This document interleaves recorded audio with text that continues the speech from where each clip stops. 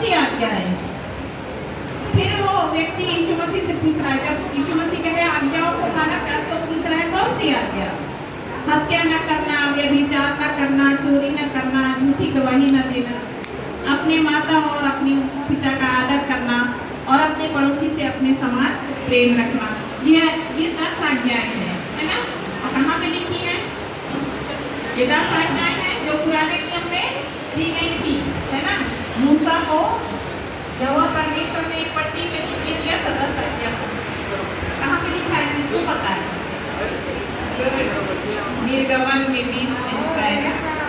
तो ये सारी आज्ञाएं माना कर। उस जवान ने उससे कहा, इन सबको तो मैंने माना है, अब मुझे किस बात की घटी है? जवान कहता है कि मैं इन सबको मानते आया हूँ, हत्या नहीं करते, चोरी नहीं करते, व्यभिचार नहीं करते, सब हमको पता है ना, बड़े बड़े पाप हैं। और जब हम प्रभु के पास आए हैं, हमको ये सब नहीं करना है, हमने आज्ञाओं में पढ़ा है। लेकिन कहता है अब मुझ में किस बात की घटी है? आप ध्यान से सुनिए, प्रभु यीशु मसीह क्या कहते हैं।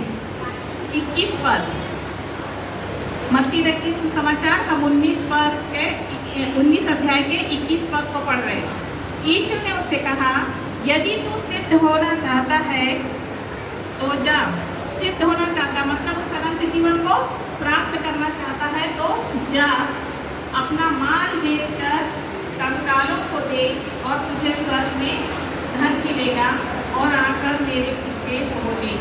ये सारी आज्ञाएं वो मानता आया है व्यवस्था के अनुसार, लेकिन अभी वो पूछता है मेरे में क्या बात की घटी कमी है? तो प्रभु यीशु मसीह उसके जीवन को देख के उसकी घटी और कमी को उसके सामने बताते हैं। क्या उनको पता है कि ये क्या है? धनी व्यक्ति है।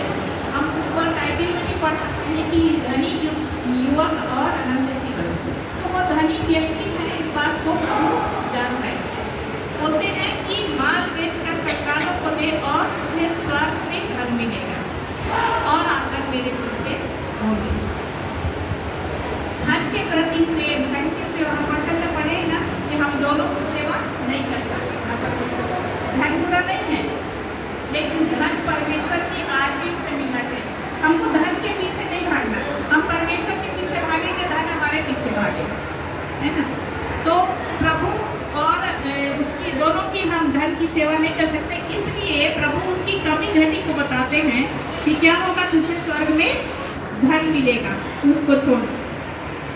लेकिन 22 पद में देखिए क्या होता है।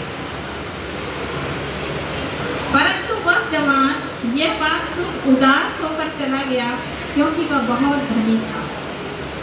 जब हमारी कमी घटी हमारे ऊपर में प्रकट होती है, तो हमको उसको क्या करना है? मानना है। प्रभु ने कहा ना, अनंत जीवन के लिए क्या कर? आज्ञाओं को माना कर। स्वयं यीशु मसीह उसकी कमी घटी को बता रहे हैं, लेकिन वो धन को नहीं छोड़ सकता। यीशु मसीह के सामने वो धन को ज़्यादा इम्पोर्टेंस देता है, और वो क्या होता है? उदास होके चला जाता है। तो धन हमको अनंत जीवन नहीं ले जाएगा, हमको कहाँ? आज्ञाओं को मानना। और हमारा जीवन कैसा होना चाहिए? प्रभु को प्रसन्न करने योग्य जीवन होना चाहिए। सिस्टर पिछले बार एक कुछ होमवर्क दी थी ना कि खोज के लाना। सिस्टर कई बार ऐसा करती हैं, लेकिन बाद में दूसरे संडे हम लोग ना याद करते हैं ना सिस्टर याद करती हैं। तो होमवर्क कितने लोग को याद है? याद है? क्या बोली थी? नीति वचन में कुछ खोजने बोली थी ना?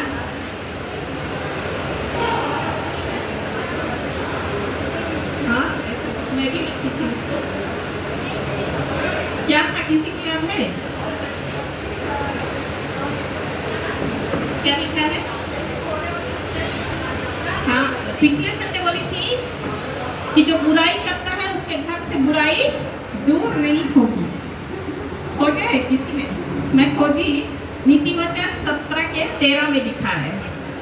हमको जब होमवर्क मिलता है ना, स्कूल में होमवर्क मिलता है, आप नहीं करके जाओ तो क्या मिलता है? क्या मिलता है? पनिशमेंट मिलता है। लेकिन प्रभु का बहुत धन्यवाद है कि उसने हमारे सारे पनिशमेंट को अपने ऊपर ले लिया। अब हमारे लिए कोई पनिशमेंट नहीं है, इसलिए हम लोग बहुत फ्री रहते हैं, है ना? तो आप पढ़िए, क्या बोली मैं? 17 का, हाँ पढ़िए। जो कोई भलाई के बदले में बुराई करे, जो कोई भलाई के बदले में बुराई करे, उसके घर से बुराई दूर न होगी। उसके घर से बुराई दूर ना होगी। याद आया ये वचन? बोली थी ना हमको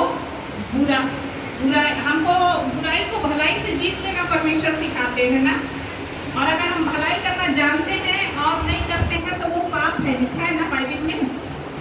अगर हम भलाई करना जानते हैं और नहीं करते, हम जान रहे हैं कि हमको यहाँ पर कुछ करना है, अच्छा करना है, और उसके बाद हम अपने मन को अगर कठोर कर देते हैं तो क्या करते हैं? हम पाप कर रहे हैं। और पाप के विषय में हमने बहुत अच्छा सुना।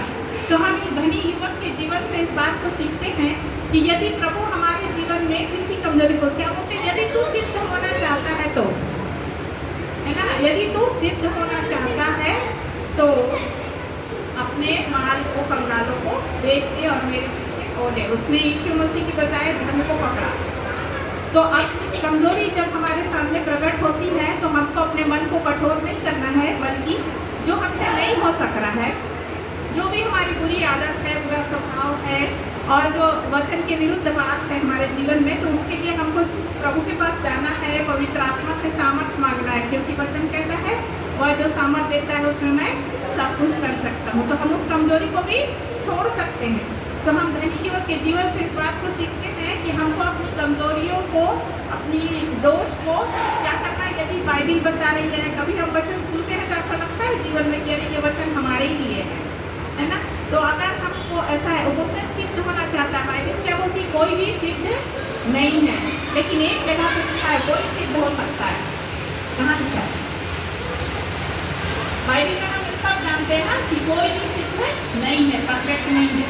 लेकिन एक जगह पे बाइबल लिखा है वही सिद्ध हो सकता है जो क्या करता है। याकूब की पत्री में आई परफेक्ट, कहाँ लिखा है? Page number 320। हाँ पढ़िए। इसलिए कि हम सब बहुत बार चूक जाते हैं। जो कोई वचन में नहीं चूकता वही तो सिद्ध मनुष्य है। तो हम बहनों की सभा में हैं, है ना, और हम लोग बहुत बदनाम हैं बोलने के नाम से, है ना। हम जब मसीह जीवन में आते हैं तो हमारी जबान पे हम कंट्रोल पाते हैं। कितने लोग इस बात को एहसास किए कि जब मसीह में नहीं थे तो बहुत बोलते थे, अब मसीह में आए तो हम नफरत वाला शब्दों से बोलते हैं। कितना ने महसूस किया इस बात को? बहुत अच्छा, वेरी गुड। तो यही होता है कि हम क्या होते हैं, सिद्ध मनुष्य कब बोलते हैं, कब बनते हैं, जब हम वचन में नहीं चूकते। और ये 3 अध्याय को पढ़ेंगे आप। अभी समय इतना नहीं है। अगर आप किसी के पास गवाही है तो मैं स्वागत करूँगी उनका। आराधना करना चाहते हैं तो भी उनका स्वागत है। इस अध्याय पे मैं कभी फिर प्रचार करूँगी कि मुंह से, जबान से, देखिए कितनी इंद्रियाँ होती हमारी, आँख है, कान है, हाथ पैर है, सब बुढ़ापे तक चलना कम हो जाता है, धीरे हो जाता है। लेकिन आप देखोगे कितना भी बीमारी के बिस्तर में बैठा व्यक्ति का मुंह चौथा रहता है, चलता है ना, हर समय उस बात का डिंग मारता। अगर वो वहाँ पे बैठा है ना तो बोलेगा एक झापड़ मारूंगा तो गिरा दूंगा। अभी वो उठने के लायक नहीं है, लेकिन यही वचन वही बता रहा, इसी में जो नहीं चुकता ना वो सिद्ध मनुष्य है। तो जो हम नहीं कर पाते हैं वो भी हम करते हैं। किससे? वचन से। तो वचन से नित्यानंद सर बोल रहे थे ना कि बहनें क्या करती हैं, मुंह से पाप करती हैं।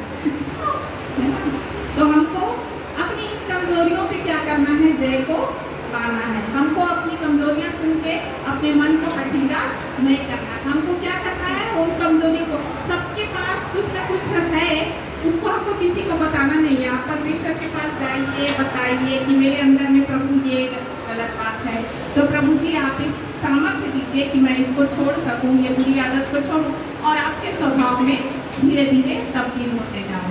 तो हमको अपनी कमजोरियों को जब पता करेंगे ना, तब हम उस पर क्या करेंगे, जय को प्राप्त करेंगे। और ये याकूब 3 अध्याय कभी और समय मिला तो मैं जरूर इस पर बहुत अच्छे से आपको बताऊंगी। प्रभु इन वचनों के द्वारा हम सबको आशीष दे। 5 तारीख के लिए